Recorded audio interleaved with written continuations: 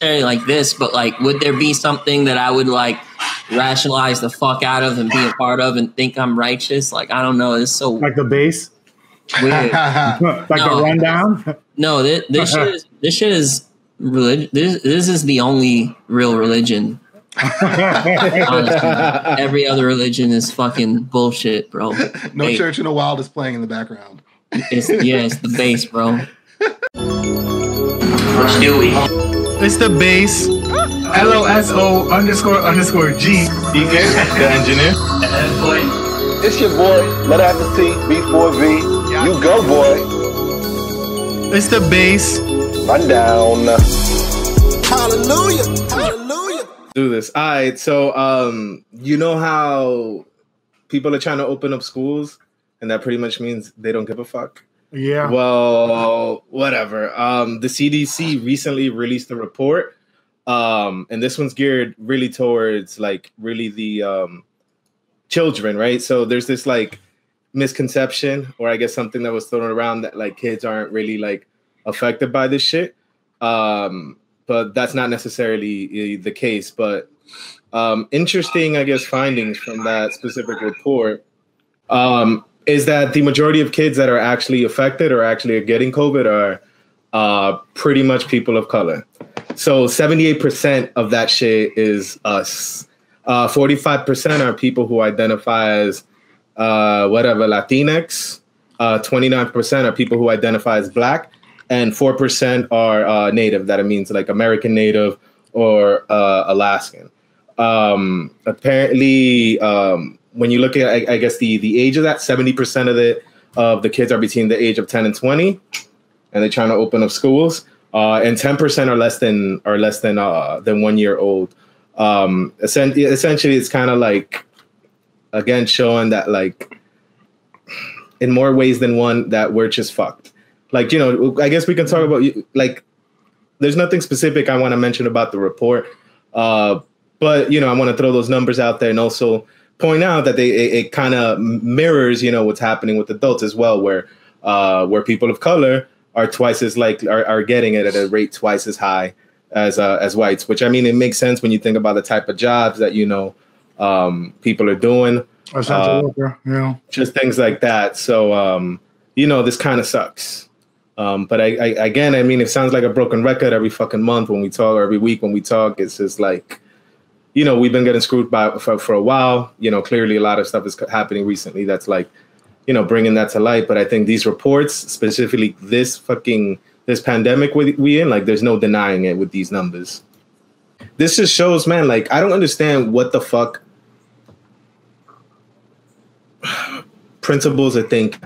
What the fuck people in the education thing are thinking. Like, when I think about the politicians that are making these policies, this decision, I know what they're thinking. They don't give a fuck because their kids are not going to these schools. Yeah, absolutely. But like to me, I'm just really upset with a lot of the leadership, because like, this is not like some stupid shit where it's just like, you're not getting good books, my man. This is people's lives, and this is when people should be fucking standing up, you know, and putting their foot down. But what are they fucking doing? Whatever the fuck they can, man. Like, this is like a prime example of like why humans are going to go extinct eventually. Well, I mean, it comes down to, I believe it's a combination of obviously administration and leadership. Capitalism with schools, capitalism, of course, that goes without saying. You know, really teachers unions have a lot of power. They really do.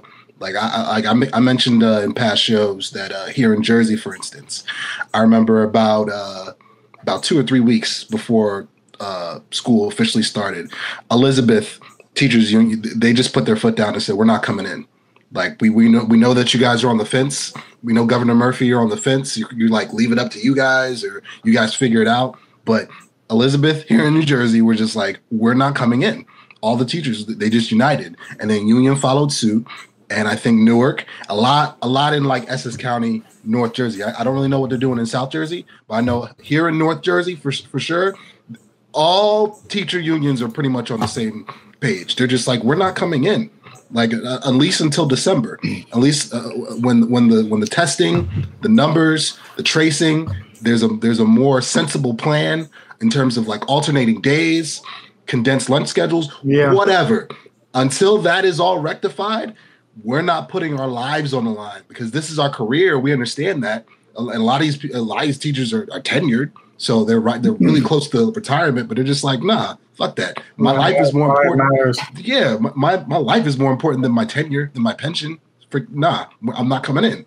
So teachers unions need to be, if they were united nationwide, which is asking a lot because every state has its own country. Yeah, this wouldn't really be an issue, really, as much as it is. And then we'll ask for more pay. Yes, that too. I mean, the thing is with that is like there are swaths of the country that don't necessarily agree with that, even though I think that's the sensible thing. But there's there are people that are just like, oh yeah, well, time to go to school regardless. Like that's just the mentality. It's like, and I get it. I think it's wrong, but I get it. Is that you don't necessarily want this virus to completely upend your entire life or the entire life of your community. I get it, but I think it's pretty short-sighted and somewhat selfish to think that way, I mean, there's some isolated situations. Let's say if you're in a place that has like no cases, or if you're, I don't know, if you're in rural Montana, then okay, whatever. I mean, there's probably a mile between deaths anyway. So it's like, it's an entirely different situation. But in the big urban area, you have the largest, most densely populated urban area in the country. Yeah. You should probably have a plan. And they don't have a plan. And the thing is, it's like, this is a lot of what government is. It's like, it's just people that... Like they have a hard task, and it's a hard problem, and it's like it's really hard for anyone to just sit down and come out with solutions that everyone's going to be satisfied with, and it's hard to know what's actually at play when people are making these decisions. So I agree, it's up to like the teachers to really, not just the teachers but the parents too. It's up for teachers and parents to really put their foot down, because at the end of the day, if you have a lot of people, the teachers union, parents get together, administration, politicians will have no choice but to follow suit. But this is why the piece were you done, Edward? Oh yeah, no, I was just saying it's just really people have to put in their own hands, because relying on a small group of people to make these really hard decisions that they may not be equipped to even solve themselves without any sort of push or anything like that. People are gonna have to speak up, and I hope in general this starts a trend for people to be more active in their communities in general. Well, this is why the PTA was. I thought this is why the PTA was created. Parent Teacher Association, to come up not just for bake sales and fundraisers, but for actual issues that affect the community as well as the school, So it's like, you would think these PTA presidents, instead of arguing about, who's going to host the next whatever fun run or bake sale or whatever, they should all be on the same page, in one accord, throughout these, towns and communities and counties and school districts of, we need to be on the same page, because we're working to do, like, this needs to be a group effort. Because if the administrators are dropping the ball, then us, the people, the parents and the staff, because you can't have a school without teachers and you can't have a school without students. So if the people, all this, the higher ups are dropping the ball, it's on the people to pick up the slack, in my opinion. And as a current educator, I'm speaking for existence. They have power. They have real tangible power, and it's about time that they use it. Yeah, man. It's, I just hope this is, it sucks that it has to be that way, but hopefully it's a kick in the pants for people to be active, and sort of take charge and vocalize it, because people, our system can work, right? We've seen instances where it can work, but it really depends on the people. If we just throw our hands up and then just say, oh, well, why aren't things good? you know, you have to be proactive. So hopefully this turns into a good thing and lives aren't lost, but we'll see what happens. It's a case by case situation. I think it's working in some parts of the country, and it's not working in other parts of the country. Just like the people who are taking this virus seriously. You know, it's still being politicized to this day. You still have certain governors that are like, you know what, we'll let the people decide. You know, it's on them. You know, we're not going to force them to do anything. And you got other governors saying, yeah, wear your masks. No social distancing. We're not reopening. We're trusting the CDC, and that's just what it is. And if you don't like it, leave. Leave the state because this is how we're going to do it. If only it was so black and white. It's guys. That's too simple to make sense to them. Make it make sense. But whatever, man. There's short-sightedness, my man. There's short-sightedness. It's just going to lead to a lot more long haulers. Yeah. So we had mentioned, I think about 2 or 3 episodes ago, about the long haulers. Throughout the country and throughout the world who are dealing with COVID. Well, this one hits home to you guys, New Yorkers, and myself, a New Jersey and part-time New Yorker, tri-state area. There have been about 70,000 long-haul cases in New York in the last month or so. Can you define long haul? It's just their symptoms last way longer than they're supposed to. It's like it's lasting significantly longer, or it just hasn't stopped at all. Yeah. Where, you know, the belief is 2 weeks, you're good. It's like, you know, it's showing that no, there's a statistically significant amount of cases where it goes on longer, and this just further proves that like this is new. We don't know what the fuck we're talking about. We should start taking this more seriously. Yeah. But Trump is a piece of shit. Facts, big facts. And then the fact that this is New York, this isn't like, oh, it's somewhere like in Utah or some obscure North Dakota or South Dakota, a flyover state, or like Wyoming. Like that doesn't happen over here. Like, no, this is in New York. It literally hits home, one of the most densely populated cities/states in the country, you know. So and this is happening. This is live. This is now. This isn't like a couple days ago, a couple weeks ago. This is right now. 70,000 plus cases of long haul COVID cases, and it's an issue. It's a real issue. Moving into other things that are issues. I came across. I know a few weeks ago I spoke about just the how the Trump administration has been trying to interfere with just how reporting is done. This sounds like another fucking episode of Mr. Robot. So apparently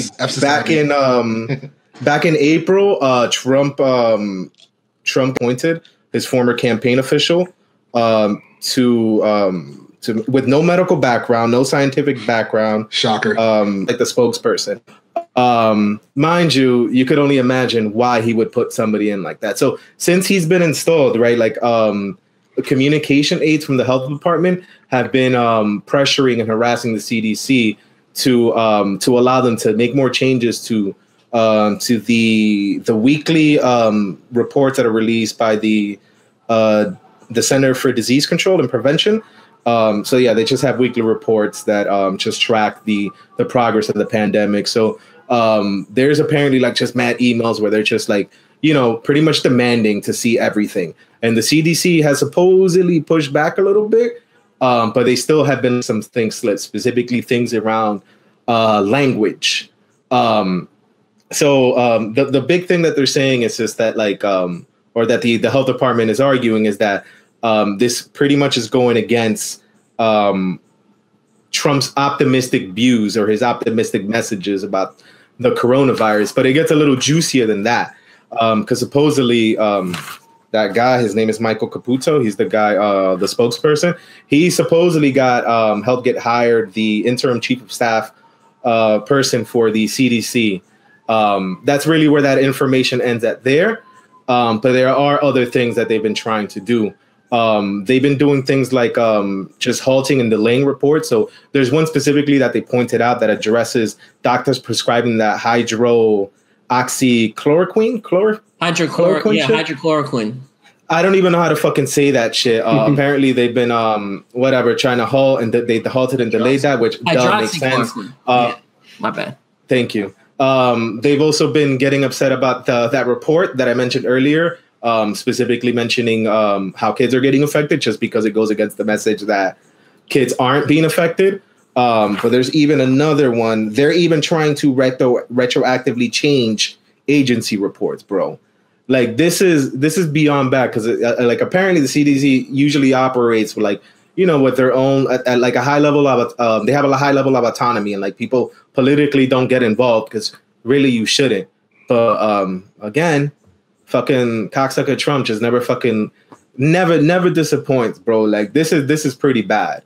Like whatever, man. America's big. Hope probably we won't go into a dictatorship or anything like that. I think we're too big to do for that to happen.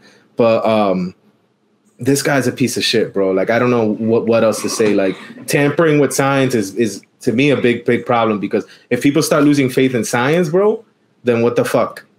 Well, I mean, two things. Science. I mean, science is so abstract to a lot of people that like very basic facts are already kind of like, not like known or disputed. Just weird shit. So I'm not gonna go off on a tangent, but like this goes to like all the people that think astrology is actually real or a thing. But yeah, keep going. Well, I mean, Trump supporters don't even believe in freaking climate change. Like, come on, like so it's like science is so like mythical. Lord of the Rings, dragons, like not real to Trump supporters. MAGAites. Like I was watching a video by the Young Turks where they were interviewing some cats, I think in South Carolina, at a Trump rally, and just basic, simple questions like, "So, how do you feel about climate change? It's not real. It's a hoax. How do you feel about COVID? It's a hoax. It's just not real." So, like, and one lady I'll never forget was like, I had 2 friends that died from it, but I'm still not going to wear a mask. Because, I need to breathe if I breathe my own CO2, I'll die. So you can see, this is what they do. All they do is they have Google. If I breathe my own CO2. I'll breathe my own CO2. They have so how is she still alive? Like what? they have Google degrees, I think and they just listen to whatever Trump says. They just regurgitate it. They regurgitate like a player and a coach. You know what's crazy about the Google thing? That I remember when we were in college that they specifically changed the algorithms so that it gives you information that you want to find, pretty much information that confirms whatever you're looking for, as opposed to giving you unbiased information. At the time, people were like, "Ooh, that shit is great," but now, whatever. I mean, he tampered with mail. Like the whole Lovejoy thing. This guy was just in front of Congress because he was tampering with mail, and then backed off because a freaking indictment and a freaking judicial, a full-on FBI investigation was going to take place, and he backed off. Is like, whoa.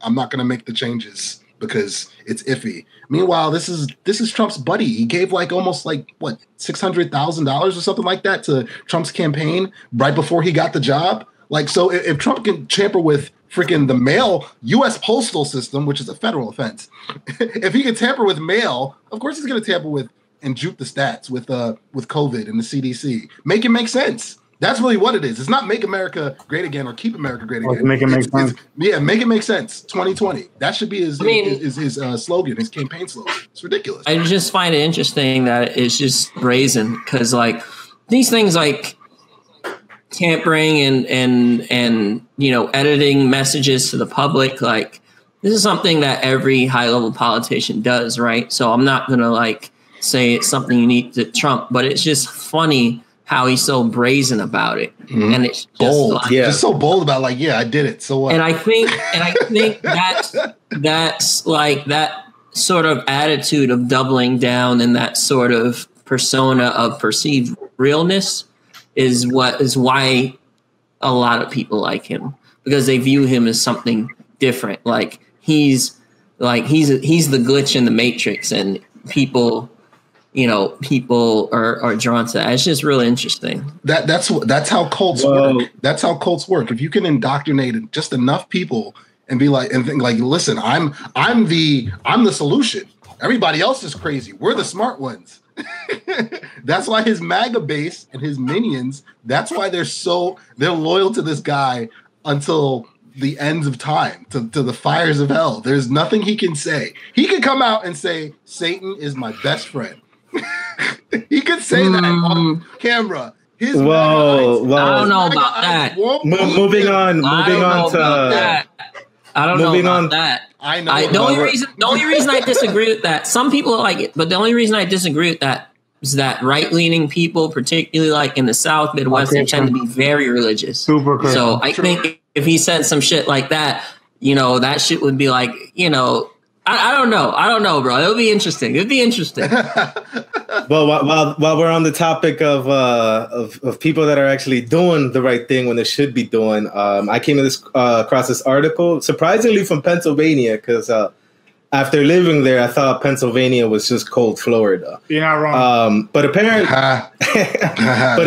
the Governor Tom Wolf has been beefing with Republic for a little while now. I guess he's just been going super hard on the pandemic. I believe that like back in March, they closed everything down and only left open non-life sustaining businesses. And they've kind of relaxed since July. But like people aren't having that because I'm not too sure about their numbers off their top of their head. But, you know, when you have somebody like this, you're clearly going to have opposition. And it's unfortunate that the opposition is also, but not surprisingly, Republican. So apparently there's 4 Pennsylvania counties, several Republican lawmakers, local businesses that are trying to specifically, is it sue? Yeah, filed a lawsuit. Yeah, they filed a lawsuit against Governor Tom Wolf and Dr. Rachel Levin. Apparently, like they already kind of tried this shit back a little while back.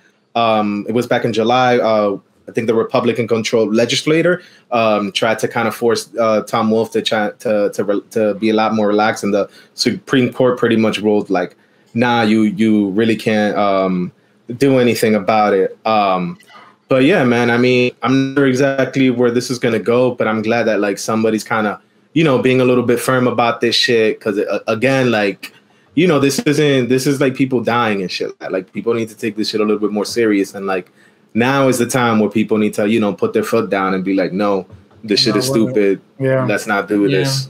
Well, I mean, ambulance sirens kiss COVID. But yeah, go. Well, the thing with Pennsylvania, and I didn't know this until I lived out there for 7 years. Pennsylvania, yeah. Pennsylvania. I had no idea that that center, like all I knew was Philadelphia and Pittsburgh. Well, I didn't know much about Pittsburgh. I did know about Philadelphia. And then I found out that Center County, that big mass in between Philadelphia and Pittsburgh is just Republican, KKK, Trump loving world. Like that's that MAGA central, dog. And there's a reason why Trump won Pennsylvania, one of those swing states, because a lot of Trump loving, anti-liberal, borderline fascist, cult loving MAGAs are there, and they're just like, first of all, this is a hoax. This isn't even real. All right, let's just get that off the bat. Like this whole COVID thing was created by Democrats to take over the world, not just the country, take over the world. So the opposition that the governor is getting out there, not surprising, one bit. Like I experienced some of the most like racist moments in my life living in Pennsylvania for 7 years. And again, I'm from New Jersey, so all of this is foreign to me. You know, I mean, North Jersey. You know, South Jersey is a little bit different. It's kind of like Pennsylvania in South Jersey, but it's wild. It's wild. So to go to your point, Jose, not shocked. Not shocked. Take a trip to Center County. You won't be either. What I find interesting is that a U.S. district judge ruled that the suspended business closure and stay-at-home orders that were instituted were unconstitutional, which is interesting because it's like, I guess it's that sort of pull between and safety. You said what? No, go ahead, sir. Yeah, it's that pull between freedom and safety. He's very interesting. It's like a very American sort of problem because, like, we're unique in the sense that I guess we're quote unquote freer on paper. Like, you know, I won't necessarily go into like what freedom is, things like that. But I couldn't see this happening in like, you know, Europe or Canada or other first world countries. It's just really interesting how America works. And it's like, hey, it's like, you know, this is unconstitutional, put your lives at risk, but, you know, you're going to be the ones to pay for it. So, you know, it's interesting. Just to add to that, just so this motherfucker doesn't think he's going to get away with it. His name is, he's District Judge William Stickman, and he was appointed by Trump. Of course he was. Listen, they always are. Like, and do some backstory on him. I bet the farm this guy donated to one of Trump's super PACs at some point, whether before he got elected or you know, during the election to one of his offshore companies. Who the hell knows? But quick, yeah, someone fact check. Somebody fact check. Pull that up, Jamie. Let's prove it. Alfred, pull that up. We could just ask Google to confirm it for us. But you know, it's hard to be on lockdown, right? Some people might compare a COVID lockdown to slavery. Oh my God. Well, that's funny. It's funny. It's funny. Like, it actually is funny because someone saying that I could see someone saying it unironically and really think that they're saying something, or I could also see them saying it thinking that some people will be like, "Oh wow, that's like a good point," and then him going like to his homies like, "Yo, guess what I said?" and then it up like he's trying. That's probably more likely. Big facts. I got into it with again my MAGA buddy from Illinois. I always get into it with him on Facebook. I love it. I posted this article recently. I think today, circa September 17th or whatever day it is.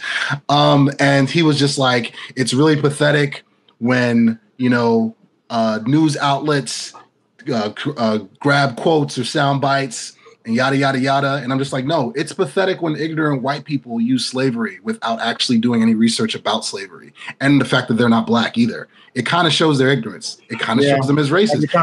Exactly. And what's even wilder, let me get on my soapbox for a minute. Everything, I read the article in detail.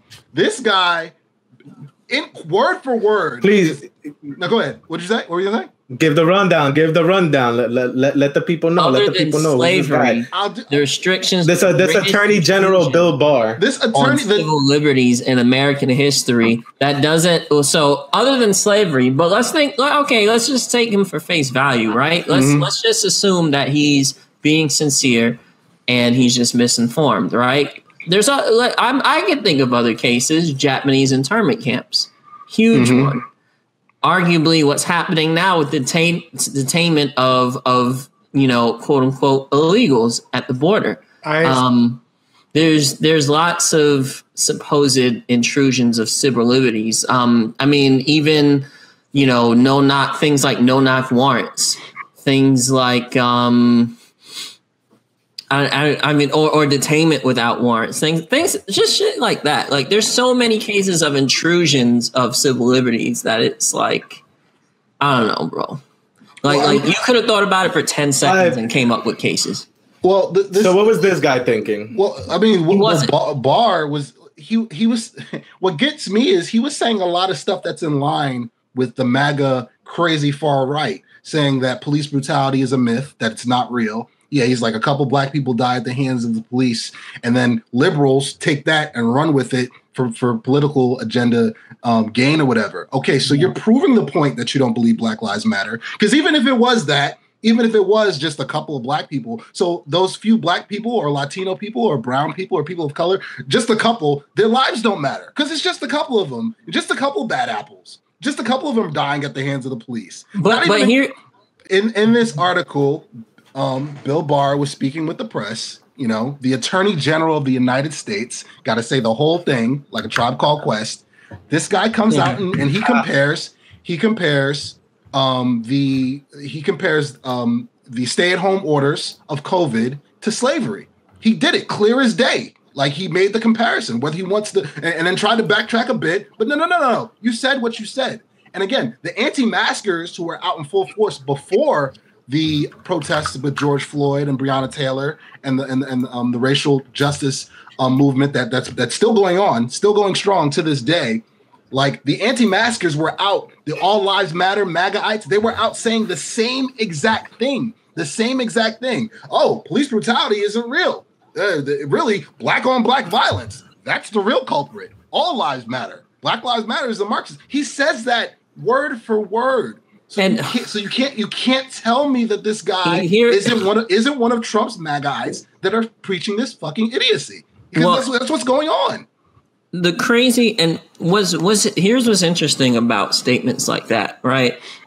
Because I think the weird thing about statements like that, it's like you could inject degrees of truth in it, and then people who are predisposed to believe in your whole fucking shit, right? Yeah. So like you could throw in things like, oh yeah, well, black on black crime is a huge problem. It absolutely is a huge problem. Absolutely.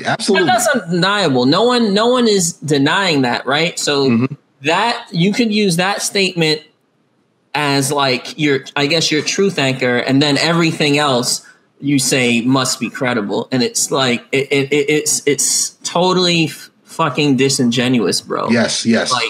Like it's just, oh my god, it's real. Yeah, it's really bad, bro. And here's the thing, right? Even if you look at the numbers, and here's one thing that people don't mention: white people are also subject to police brutality.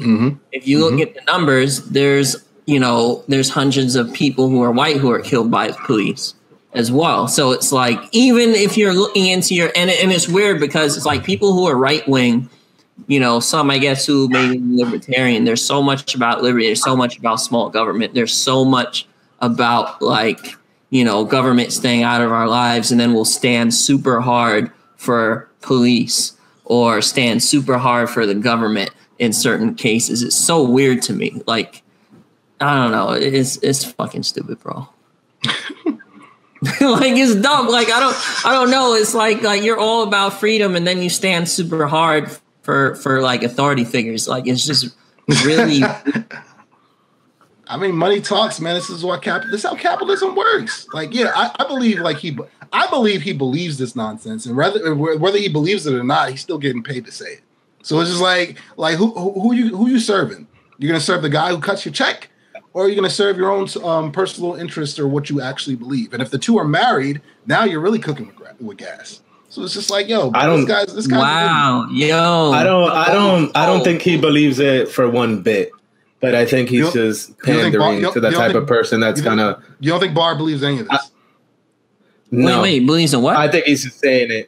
Specifically, the thing about COVID and comparing COVID lockdowns to slavery, I don't believe he believes that even a little bit. I think he's just saying it just to say it. That's possible. Because he's gonna get a specific reaction out of people. No, I feel like sometimes, man, like I'm not gonna get. These guys know exactly what they're fucking doing. They're trolling. Like, we talk about this all the time. They're just fucking trolling, man. Like, it's not like some of these people. I don't believe these politicians actually believe, specifically with COVID, of issues pertaining to COVID. Their opinions about COVID, they're not rooted in facts at all. It's not about facts. It's about politically what they can do, and they're very, very, very, very well aware of that. They don't. Come on, man. You comparing the COVID shit to slavery?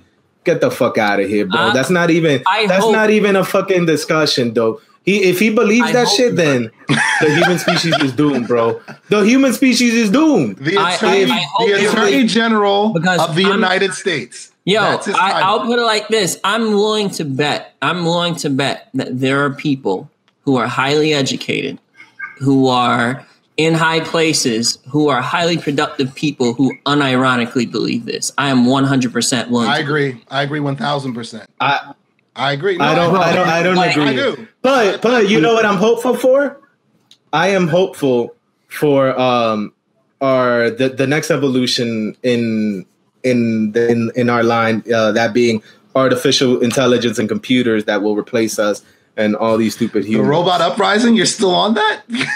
I'm still, and I think I'm going to support it because the more and more we go through COVID, the more and more I'm like, yo, humans don't deserve this gift of life because they're trashing fucking it, bro. But whatever, man. Let's take a little commercial. Until the fucking robot police is beating his ass. Hell yeah! Hell yeah! I'd be like, I'm a robot too. You don't think racists? I'm a robot too, right? Program freaking robots to be racist. I was gonna say, bro. You know who DK is? You seen the Matrix, right? You know who he is? He's Cypher. That's who he is. He's fucking Cypher, bro. He's trying to eat. Well, you know, we're suffering, and he's trying to eat fucking steak. I know it's not steak. I know it's not steak. I don't give a fuck. I don't give a fuck. It tastes like steak. Tastes good to me. Sprays like some lime and salsa and cilantro. They're gonna algorithms. They're gonna change the algorithms to be racist as well. Nah, bro, Skynet's real. F that. I'm good. All right. Well, let's talk about version 1 of Skynet. NVIDIA is acquiring ARM for $40 billion. $40 billion. That's a lot of money. I guess in short, I'll say I think this is good for us in the short term. I think it's going to definitely, hopefully, maybe I'm wrong about it. Hopefully in the long term, it won't be bad. But just to give some background, ARM is actually a pretty important chip maker because they're in all our cell phones. So ARM is pretty much responsible for like really, really efficient and low power consumption like devices and stuff like that. Like without ARM, we would not have cell phones or tablets or anything where it is right now, specifically, you know, I guess mobile computing and things like that. So NVIDIA right now is the leader in AI. You can do some stuff with AMD. I tried back in the day. It's not very, very good. I mean, I don't really know the exact reasons, you know, for that, but NVIDIA is killing it. So I think this is going to be pretty dope because I feel like what this is going to lead to is a tighter coupling of you know, artificial intelligence, just GPU graphics processing with something that more energy efficient with our phone. So I'm hoping in the short term, and I think most people, well, I'm going to say most people would agree, whatever. I think most people would assume that something good in that area will come out in the short term, but in the long term, I don't think it's really good. Just because for competition, because like right now they kind of dominate that mobile space, ARM specifically. So it's like, you know, you're having NVIDIA, which has been around for a while. They have a pretty good share of the GPU market, and now they're essentially just buying the majority share of the mobile architecture market. I mean, what's interesting about that is that there's a lot of consolidation on, you know, not only in tech, but like that's just kind of the trend. Like there's a lot of consolidations, like in finance, the two largest custodians, TD Ameritrade and Schwab, are doing a merger. Like there was the cell phone merger. It's just a lot of consolidation going on now. T-Mobile and Sprint, right? Then they consolidate. Yeah. I think it's just for efficiency. It's just for efficiency, reduce competition, create more efficient markets. But yeah, you know, we could benefit in the short term in general, but in the long term, reduction of competition generally isn't a good thing. So speaking of forgetting, speaking of bad memory, speaking of racist cops who need to be arrested. Speaking of bad, you fucking mouths. So they're trying to. We're not trying. Breonna Taylor family has settled for $12 million. All right. So in a sense, and to give backstory, if you don't know and you've been living under some sort of racist rock, Breonna Taylor was murdered. Actually, the rock is called racism. The racism rock. Breonna Taylor was murdered in her home over a year and some change, and she has yet to receive justice. And the cops have yet to come forth for their crimes. And her family has basically been paid to hush hush about the murder of their daughter. So these people are so racist that instead of admitting and punishing people, they'd rather spend $12 million. They'd rather spend $12 million. Now, the family is still like, yo, we'll take the $12 million. Well, however, we still want justice. I mean, I think it's different, like, because regardless, they'd probably would. I mean, they'd rather settle than than probably go to like a civil trial, right? So 12 million is probably because they felt like they wouldn't have given him 12 million if they didn't think that they would have gotten more if they would have went through with the lawsuit. Yeah. Well, here's some. You know how I love numbers, guys. So this is another installment of You Go Boy Loves Numbers. Shout out to Jamel Hill. She's one of my favorite journalists. She used to be with ESPN. That's my homegirl right there. She sent out a tweet on the day that this story broke that Breonna Taylor's family was getting $12 million. In 2019, settling civil lawsuits against the police cost taxpayers nationwide $300 million. So, to encapsulate that, basically what's going on in this instance, which is going on for a number of years, is that the police department across the nation, when they show negligence and someone gets killed, or police brutality and somebody gets their ass kicked, or misconduct on an egregious level that is beyond repair, what they like to do is pay it off with taxpayer money from us taxpaying U.S. citizens. We fit the bill for the police department's incompetence and gross negligence across the nation. Yeah, that's what took place here, and this is what takes place every year. So $300 million is a lot of money. Wouldn't you rather just, I don't know, reform your police department versus or just pass the buck? Like, nah, you know what? They pay our salaries anyway. They might as well pay for us fucking up. So, oops. It's ridiculous, and that's what happened here. You know what I mean? So we'll see if charges actually get brought. I mean, the Attorney General for Kentucky is supposed to make an announcement in the coming days or coming weeks. Hopefully, he does it before Election Day. In regards if there actually going to be charges, I highly doubt charges are going to be brought against the officers. But who knows? But this is just another instance of passing the buck. Sweep it under the rug. Somebody else will take care of it, and the somebody else is U.S. taxpayers, us. All right, so yes, this has been national news. This has been a story a long time coming. You guys know I'm a big fan of AOC. No secret about that. One of her biggest movements that she's been trying to push with the rest of the progressives is the abolishing of ICE, and this goes back to us watching the Immigration Nation Netflix original. A lot of shady shit goes down in these ICE detention centers and detention camps, basically. And so there was a whistleblower by the name of Dawn. I don't have her last name. I just know her first name was Dawn. She was working at an ICE detention center. Wooten, yes. She was working in an ICE detention center in Georgia, I believe. And so it was brought to her attention by a couple of the inmates. Let's just keep it a buck. that victims, hostages, whatever you want to call it. They just came to her. Mind you, she's a nurse. She's a registered nurse out there. And a couple of the women came to her and were just like, yeah, that doctor so-and-so who has been identified, in one of the articles, he's been identified. I don't know his name offhand. So if somebody could pull it up, that'd be great. They were just like, yeah, he's taking people's uteruses. You know that, right? Like, I just had a woman came up to her and just told us like, yeah, I just got mine taken. And everybody in my wing, all of us, we've had hysterectomies.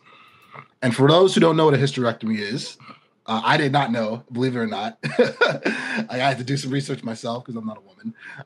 It's when a doctor removes the uterus, which is it's basically the sterilization of a woman. You can't have children without a uterus. You know what I mean? So this has been going on for God knows how long. And this woman did a great job of blowing the whistle, and she was on CNN. She's been making public appearances all week long, basically. And I pray nothing happens to her. I pray she doesn't mysteriously commit suicide, God forbid. But she made this national, really international news by stating what's been going on in these camps, and a couple of congressmen have stepped forward and they want a full comprehensive investigation into ICE. A couple of congressmen have stepped forward. I know AOC is one of them. They want a full real close look at what's going on over there, because this is sickening. This is sickening. This is what they did during slavery. This is what they did during the genocide of Native Americans. This is what they did during the Holocaust. This is what they did in the Japanese internment camps.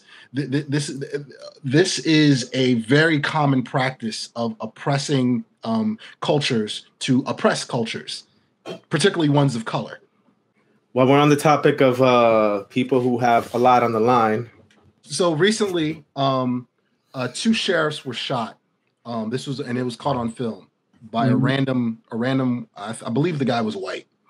A random white gunman in Los Angeles. A couple of cops were on duty. They were in their squad car doing patrol or just making their rounds or whatever. Guy walks up to their car and shoots both of them. I don't know if they were both killed. Were they both killed? Have you guys been following this story? I haven't been following them. Well, both cops were shot. I don't know if they were killed or in critical condition. We'd have to do some research on that. But there is a reward. I think they're in stable condition. I saw the video. Okay, they're alive. Okay, all right, sweet. So this happened obviously in conjunction with the police brutality and the Black Lives Matter protests and the racial. I call it the racial awakening that's been going on in America right now with the protests. So an LA sheriff, who was the sheriff in the county where this took place, he decided to challenge LeBron James, who plays for the Los Angeles Lakers and who's one of the most visible and most woke athletes of our generation. He challenged LeBron to step up and add to the reward. Because I think I'm just going out on a limb. I think that this guy probably blames Black Lives Matters and a lot of the things that LeBron and the NBA stands for this happening. So this is his way of just a backhanded compliment toward him. In conjunction to this, Candace Owens, our favorite hypocrite, she came out and said that this whole thing happened because of dumb celebrities who push the agenda of Black Lives Matter and police brutality, which is a myth, and basically putting the lives in jeopardy of innocent law enforcement workers and police officers. So basically blaming LeBron James for these shootings because she's a fucking idiot. What else is new? So the sheriff came out. He challenged LeBron. I think LeBron responded like, "Bro, come on, man. Get ready to play the Western Conference Finals. I'm not pandering to you." I mean, like, really? Yeah. I mean, I don't know. Like, I don't think the sheriff is out of pocket for saying that. Like, I don't know. Like, we can make assumptions about what he thinks, but just based on what I read, I can see why he feels a way about it. He works for the police department. Two of his guys got murdered, or not murdered, shot, ambush. So I can see. I mean, I can see why he's saying that. I guess he wants people to put their money when their mouth is. It's like, I guess he's just saying. I mean, I don't think it's a big deal either way. Like, let's say LeBron James does do it. Like, I don't know what this does for anyone in particular. I guess maybe the person who helped solve the crime will get more money, but I don't know. Like, it seems a little gimmicky. I don't know. I do think it would be cool if, because I think there's a GoFundMe for the officers that already has like almost $200,000 or something. So I think that there's an effort to make sure about that. But I don't know, man. I get where the sheriff is coming from, but I don't think beyond what he's feeling. I don't think it has any bearing on the greater narrative. But I mean, I don't know. We'll see. We'll see if did LeBron like react? Did he say anything? Yeah, he kind of just brushed it off because again, like I said, he's in the playoffs right now. Like that is probably his main, aside obviously from because he is very well. Yeah, fuck him getting shot, bro. I gotta he needs to make his shots. I gotta shoot these balls. You know how some people say they're living under a rock or living in a bubble? He's literally living in a bubble. Yeah, with these playoffs and a basketball bubble. Yeah, basketball. Yeah, bubble. He's worried about the Denver Nuggets. Yeah, that's unfortunate, man. Like that's unfortunate. I'm wondering where the story turns out because I'm wondering like who shot them, what their motive. I mean, it's obvious what their motivation were to shoot them, but yeah, I just wonder the origin story of the person. Well, a lot. What's again not. It was sad that it's not surprising, but it is not surprising. I had a strong feeling that as the months go on and as there are more people posting virally of police brutality, of police shootings, of cops doing outrageous wild shit like the Daniel Prude story from a couple of weeks ago. I mean, I'm not shocked that people are going rogue and taking matters into their own hands. Some are probably doing it for shock value. Again, I don't know the mindset of these people because I'm not them and I don't know them personally, but I just know that actions take place out of frustration and a number of reasoning and rebellion toward law enforcement and wanting to do harm against law enforcement to carry some anarchist radical agenda or whatnot. Like I saw this coming. I really did. Like you think back to Dallas a couple years ago with the black guy who went on a shooting spree. He killed a couple cops, and then because he was a former military officer, and he was dealing with this, that, and the third. But he followed all. I watched the full documentary on him recently, and it told his backstory how he tried to do everything right, follow all the steps, work his way up the corporate ladder, and then turn into a Punisher. And turns into freaking Frank Castle. Yeah. You see what I'm saying? Like, yeah. Now you have these big national stories coupled with the other non-national stories that are probably just as wild as the national stories, but don't get as much press. People are going to start feeling they already feel some type of way toward law enforcement, and this is how some whacked out people are expressing it, and it's dangerous, man. It's dangerous. Yeah. I feel for cops. If I had a son and he was like, "Yo, Daddy, I want to grow up and be a cop," right now, I'd advise him not to. I'm like, no, hell no. Go be a freaking pharmacist. Like, you ain't gonna be no cop. Yeah, I mean, it's just unfortunate because this, actions like that only really prove they help polarize things. They make the situation worse. They don't, shooting cops, whatever your message isn't going to accomplish anything other than dividing people, other than creating, increasing the body count. It's not, it's a greater issue. You can't have this cartoonish belief that cops are like fucking stormtroopers and they just want to shoot you for no reason. It's like you can't have that characterization, and it's like, I don't know, man. It's sad. It's sad, but things are gonna get worse before they get better. I just hope that people's desire to want to make things better trumps their need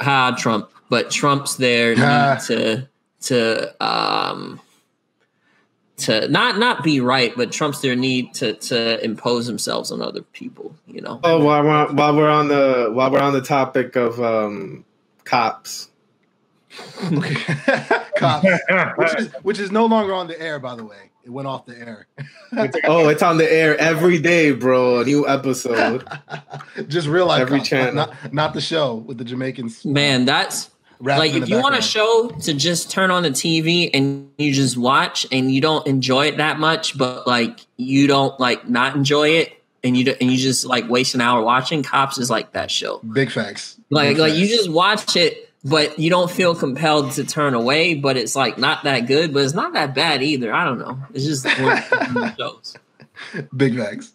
So this happened recently, a couple days ago, as a matter of fact, in Tulsa, Oklahoma. 2 cops pulled over a white male along the highway, I believe. I don't know if he was speeding. I don't know if he was. There's more to the backstory that I got to do some digging on. Yeah, trunk. Yeah. So they pulled this guy over, and they wanted him to step out of the vehicle, and he wasn't compliant. So they wanted him to get on the ground. I guess they were going to take him in just for being an asshole, because cops can do that. The guy was not complying at all. He's like, nah, man, I ain't going nowhere. He's like, y'all. He was like, yeah, y'all, like I'm not going anywhere. Like it's like he was yelling like he was scared. Right. The guy's like he's fearful. He's not as defiant as I'm making it seem. we'll I mean, he was defiant. No, you're right. He was defiant, but in a different way. He was framing his defiant, like he was justifying it with fear. So he's exactly. Like, I'm afraid. I don't want to go anywhere. Like right. He didn't have my demeanor. That's what I'm saying. But he was definitely right. You're right. He was definitely defiant and not complying whatsoever to the directives of the police officers. So they tase him. Both officers tase him.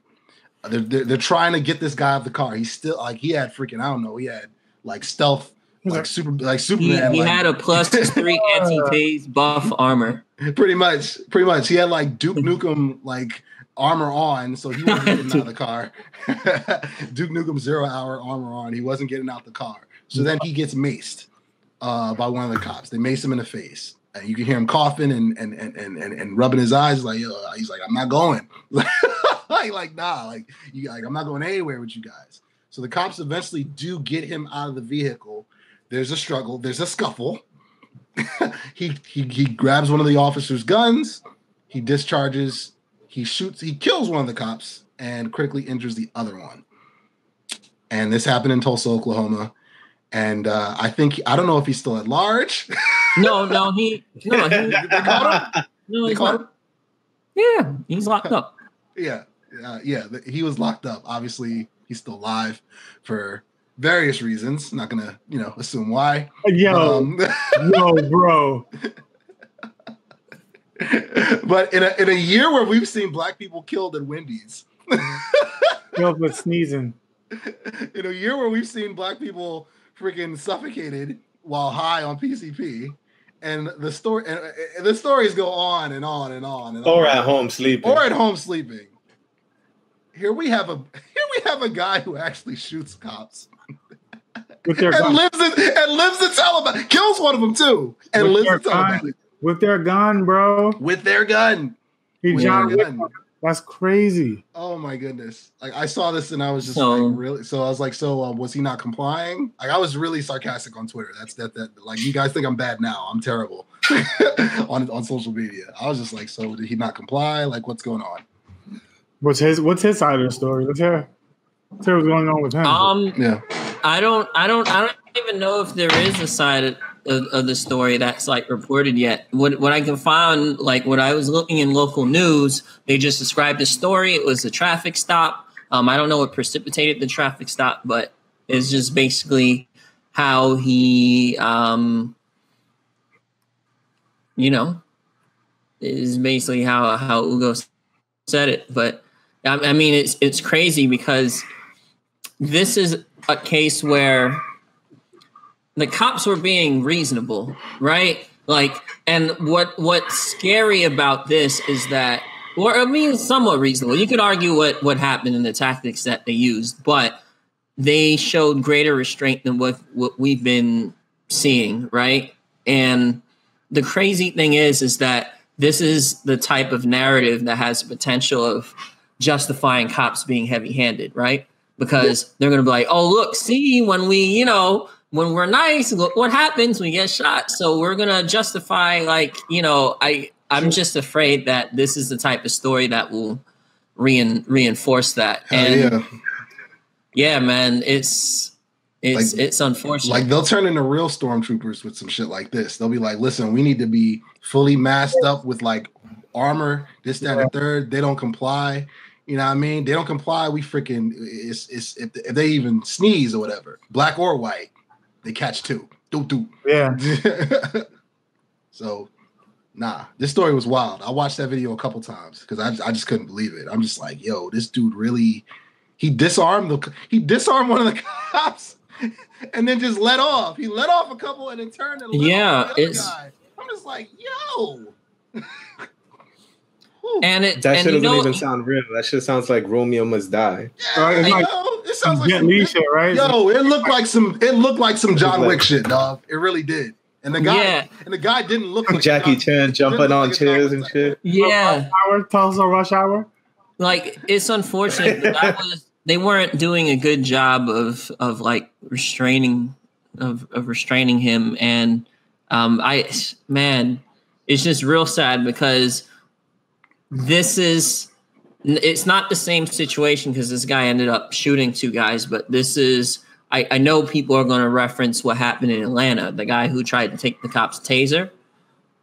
You remember that? Yeah, that was Rayshawn Brooks. Yeah, Brooks. exactly. Yeah. And I think what's going to happen is that people are going to, or, certain type of people are going to be like, hey, look, this is what potentially could happen. This is why we have to be like this. Wait, but the guy isn't white. The guy's white, right? Yeah, the guy's white. Yeah, I don't think we have to worry about that because the guy is white. Nah, I disagree with that. I don't know. Why though? Speak on it. Like, I think beef.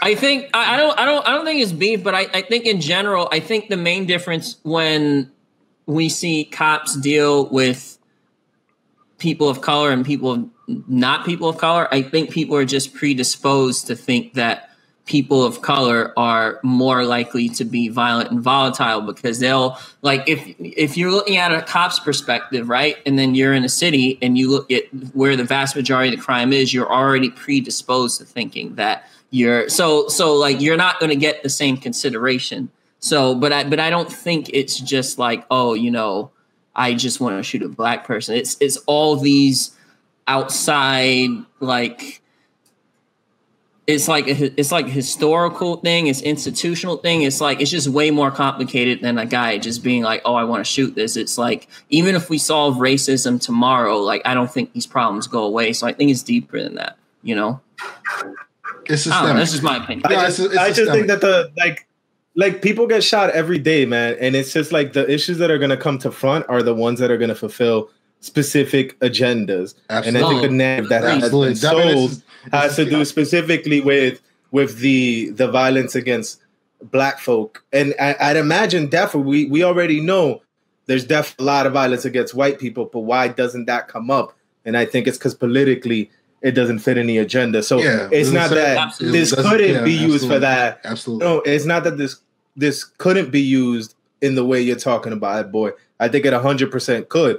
But I honestly think that because the guy is white, people are gonna kind of like hope that the story, kind of like forget about it. I agree with you. And it's weird because with that being true, I would just think if I'm a self-interested white person, let's say I don't give a fuck about any of this shit, right? But I'm a self-interested white person, like these type of stories would like get me incensed, right? Like, you know what I'm saying? Like why aren't you marching out in the street about this type of shit? I think, you know what it is? I think just due to the history of this country, when something happens to like a black person, even us as black people, we're predisposed to like be like, oh, that's us, just due to our shared history and how PTSD. That's how PTSD works. Right? How PTSD works. And I mean, and there's, think that.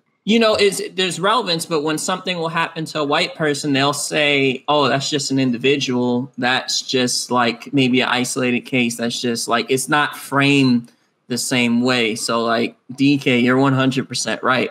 And I don't know. I'm just saying, if I really want to talk about like, problems like this, I would bring up, things like this, things like this, or let's say something happens like this. Cause I remember there was a story, I don't know the details, where like a white woman was shot by police or something like that. And it really didn't get airtime. Like this blonde girl was shot unarmed by police, and it didn't really get that much airtime. It's crazy. I can't even remember who the person was. Like, I have to do research. So it's shit like that. I agree. It's like a bigger problem, right? You know, you solve racism tomorrow, police brutality isn't going anywhere. Like, it's deeper than that. There's still a built-in excuse for white people when anything like this happens. That's just how it is. And like DK mentioned, he was spot on with that. Like there's not an end for a politician to politicize and pander to this story, which is why it's not going to get the national attention. But at the same time,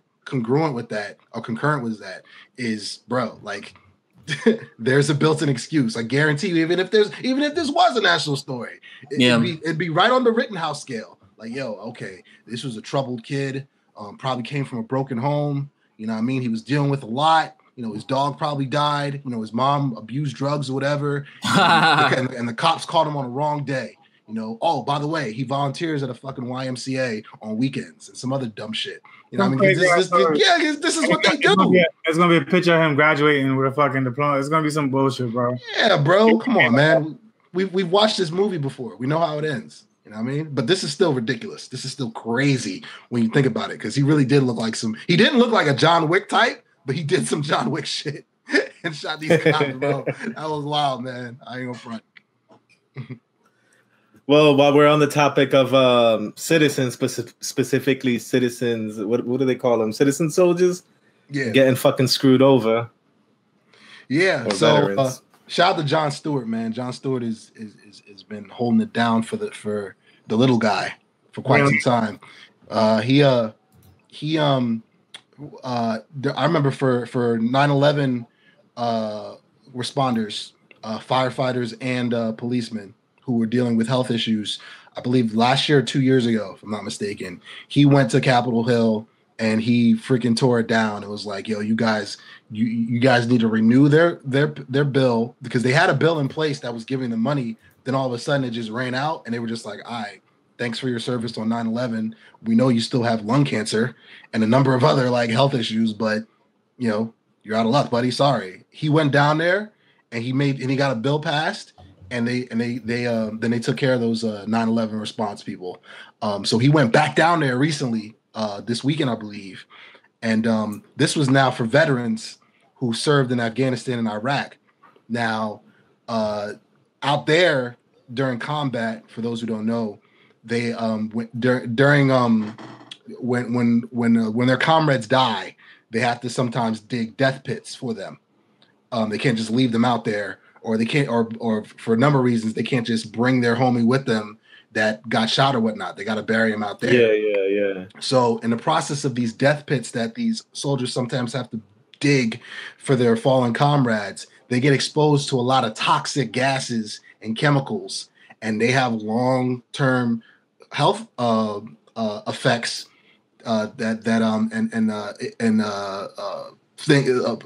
ailments that take place with them as a result of being exposed to these chemicals and whatnot. So he went down there with a bunch of veterans because the government has nothing in place to take care of these people, aside from the regular medical, aside from them when they get dishonorably discharged or medical discharge or whatever. Aside from whatever is built in already, they don't have anything set aside specifically for this instance that affects a lot of people who served out there in Iraq, in Afghanistan for years, who on a reg had to dig these death pits, you know what I mean, to bury their fallen comrades, and were exposed to these chemicals. So he went down there and he was basically like, listen, this is about money. And kind of back to a lot of stuff we mentioned earlier in this show. This right now isn't really high on the food chain.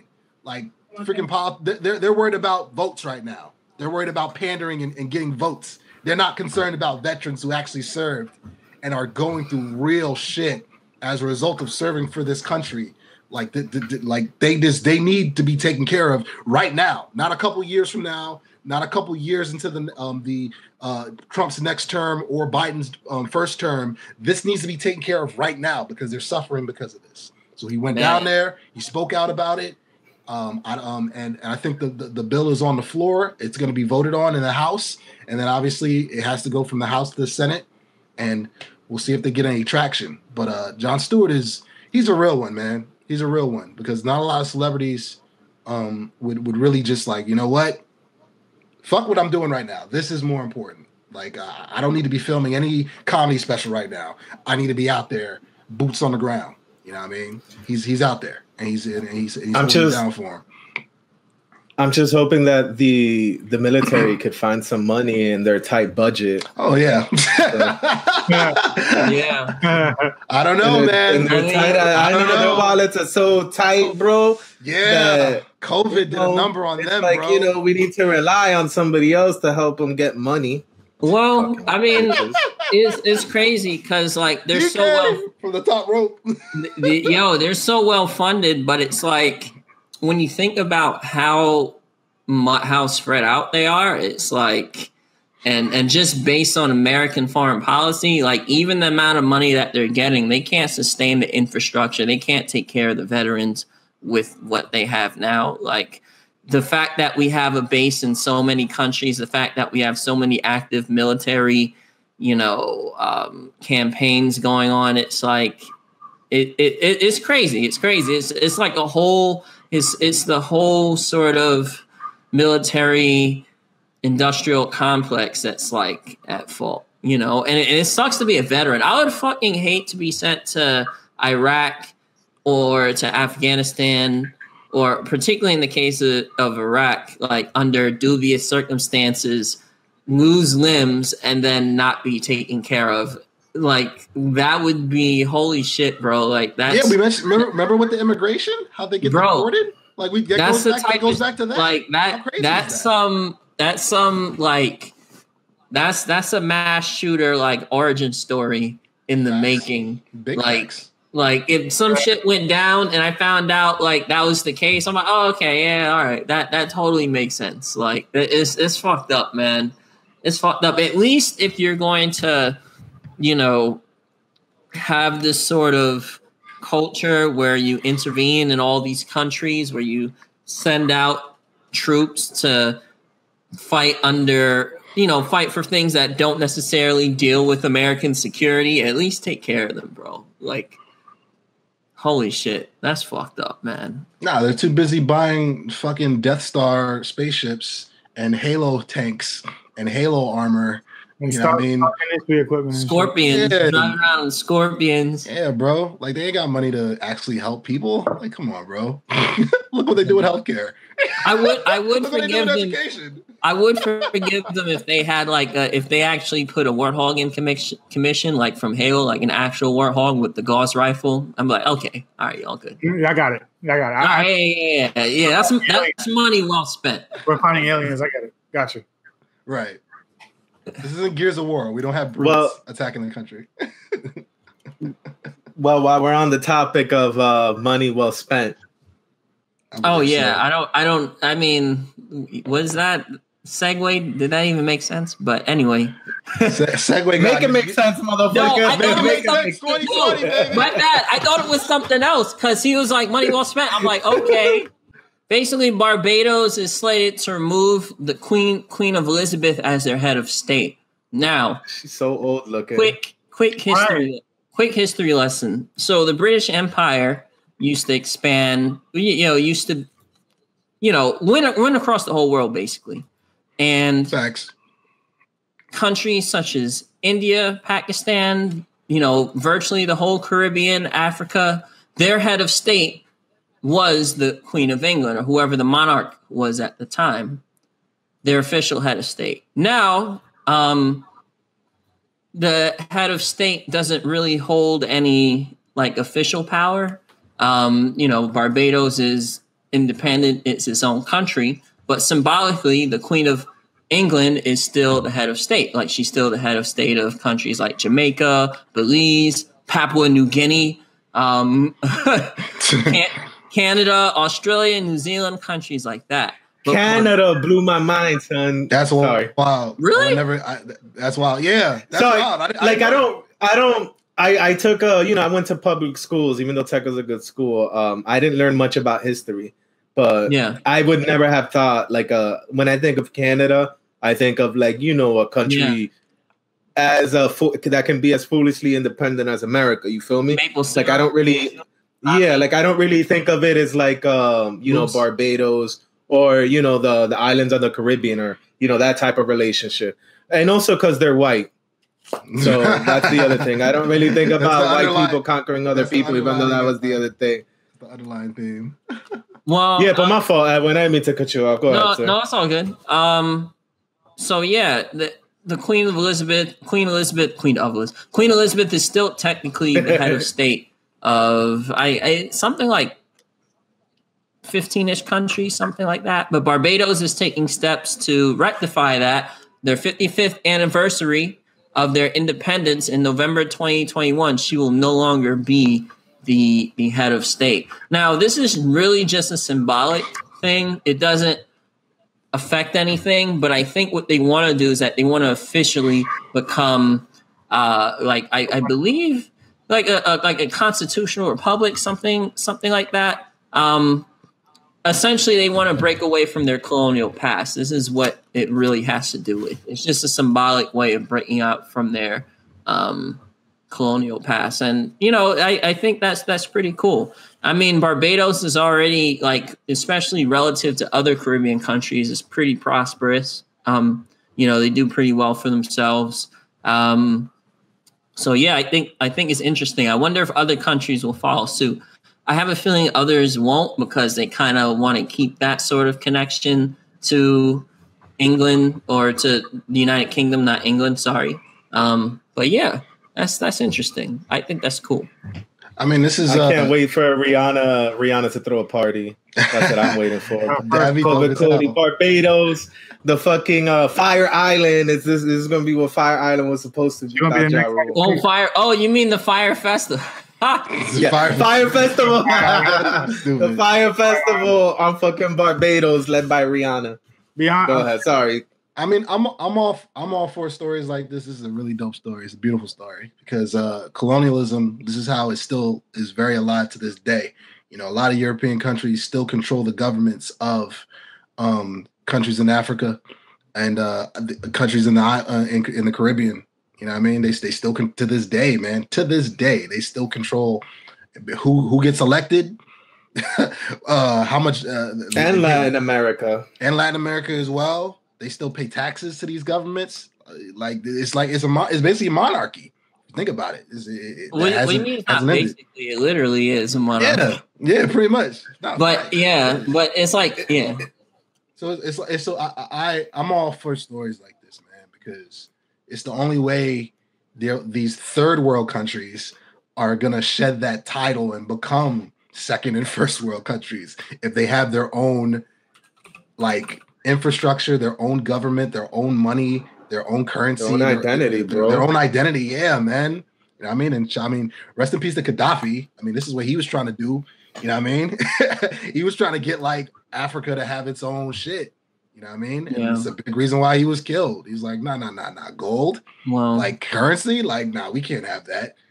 Freaking Europe and America, we still got to get our cut of that oil and that coal and those minerals and petroleum and diamonds and gold and natural resources. We still got to get our cut. We still have to control you without controlling you, but still controlling you.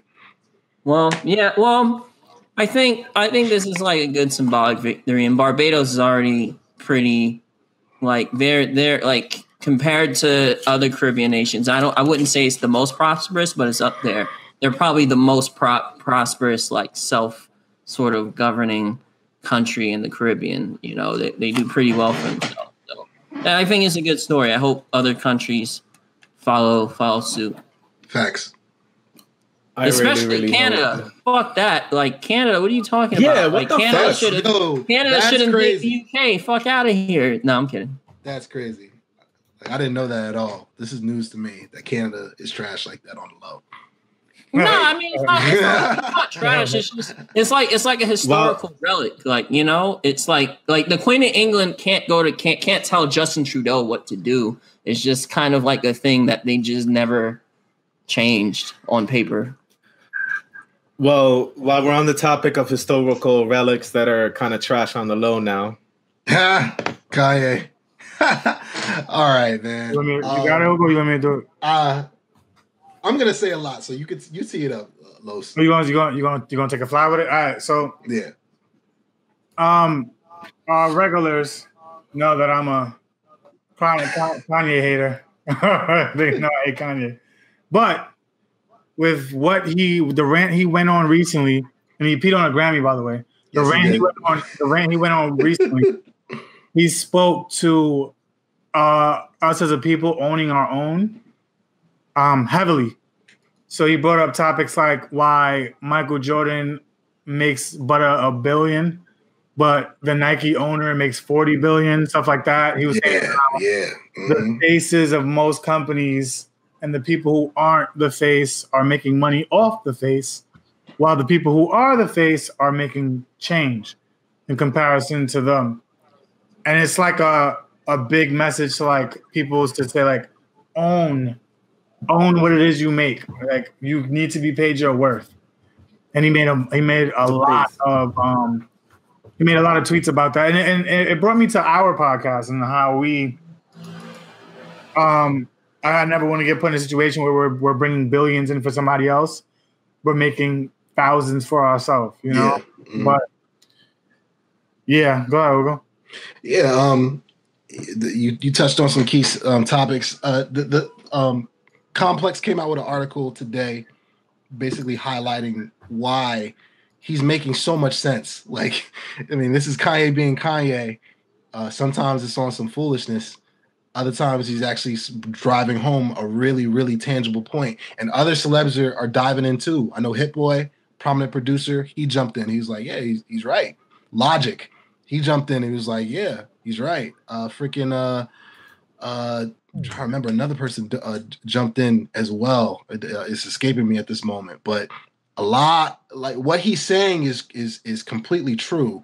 That artists need to, instead of being employees, they need to be owners. Instead of being players, they need to own these teams. I mean, they're bringing in millions and really billions of dollars to a lot of these. With a B, they're bringing in billions of dollars to these gatekeepers or whatever, and they're getting being paid pennies for streams and this, that, and the third. One instance is with masters. Now, I think we mentioned this on a past show. Again, I have a history in the music business, so I'll break it down one more time for our viewers. When an artist, usually a major artist, signs a 360 deal. 360 deal means the record company owns a percentage of every aspect of their career for the duration of their career. So 360, like a circle. Not just that, but in terms of the master copies of their works, usually the record company owns a drastic percentage, something like 70 to 30 or 75 to 25. An overwhelming majority of percentage of the master and the publishing from the works the record company owns. Mm-hmm. Kanye even he revealed that he signed 10 contracts with Universal. I didn't know this. He signed 10 because he basically has a lifetime deal. He can't retire. Yeah. Kanye West can't retire from music. You know, I mean, he can like do a protest with what he's doing right now. He's like, I'm not going to put out any music until, you know, they meet my demands. He can do that, but he can't retire. He can't just be like, listen, I don't want to make any music anymore. You know what I mean? I'm walking away. I'm retiring my jersey. He can't do that. You know what I mean? What artists hope to do is they hope to get to the megastar level like a Jay-Z or like a Taylor Swift, where they can just buy their masters at some point. They negotiate a set amount, and they got the money tied up in escrow, whatever. They cut a check, and they have their master copies for their works. And Taylor Swift's masters cost $300 million. Yeah. What? Say it one more time. Taylor Swift's masters cost $300 million. Exactly. I mean, Jay-Z's is somewhere around that as well. You know what I mean? But not every artist can do that. There's a very select few artists who can just cut that check. You know what I mean? So what he's saying in that regard is definitely, it hits home, and it's something that that especially with the independence and the technological independence that is available and afforded to artists now in 2020, they should be able to do something along the lines of that. However, the issue runs in is with the fact that he's bipolar. The way he's framing his message is what's coming under scrutiny, is why a lot of people are tuning it out. Yes, he's saying all these facts and he's dropping these gems that that the Black community and people who are fans of music need to get behind, and stuff that I've been talking about for years, that the people, that the consumers need to get, and the artists need to get behind. He's right in that regard. However, you support Donald Trump. Like, you wore the MAGA hat. Like, you want to run for president right now in a very critical time of the country, and you want to model the country after Wakanda. Like, you want to do a lot of whacked out, wild shit that is going to do a lot more harm than good.